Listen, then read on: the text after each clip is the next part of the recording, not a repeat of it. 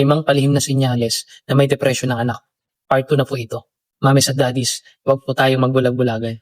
Pinag-usapan po natin nakaraan tungkol sa lihim na senyales ng lungkot ng anak mo. Pero today po, pag-uusapan naman natin ng mas malalim ang behavioral at social signs na kailangan natin bantayan sa kanya.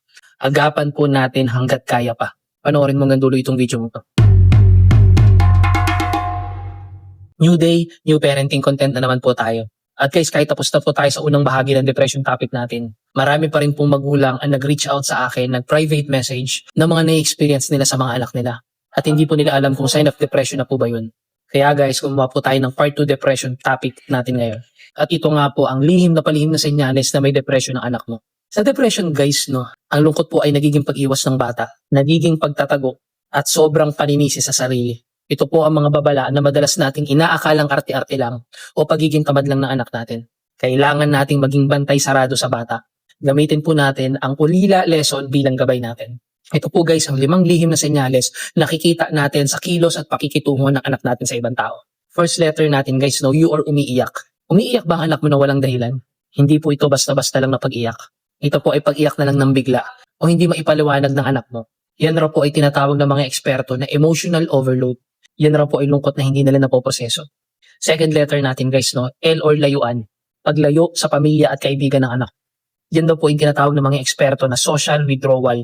Ayaw na nilang makipaglaro, ayaw na nila sa outing, o lagi na lang nilang gusto mapag-isa. Gusto nila mag-stay sa kwarto o bahay ninyo. Yung pag-iwas po na yan raw po yung paraan nila para maitago yung nararamdaman nila.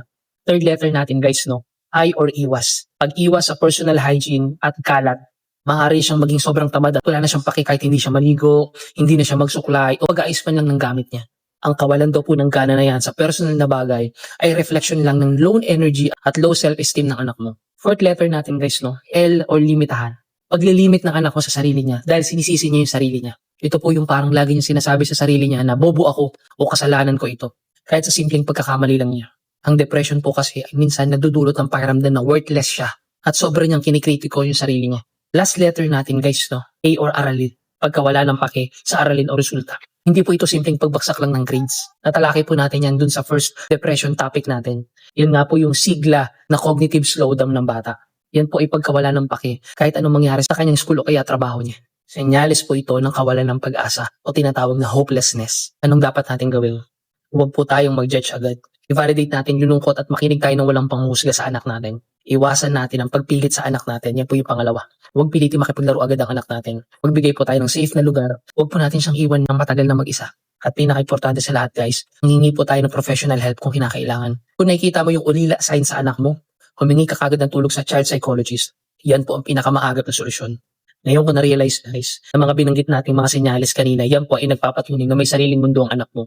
Na possibly, ultimately ay senyales ng depression. Agapan po natin ang paghingi ng professional na tulong kung kinakailangan. Kaya tandaan po natin daddies at mommies, ang pagmamahal sa anak ay nasa pagiging maagap natin sa nararamdaman at emosyon niya. Kung nakikita mo yung ulila signs na nabanggit natin kanina, humingi na po tayo ng tulong agad-agad.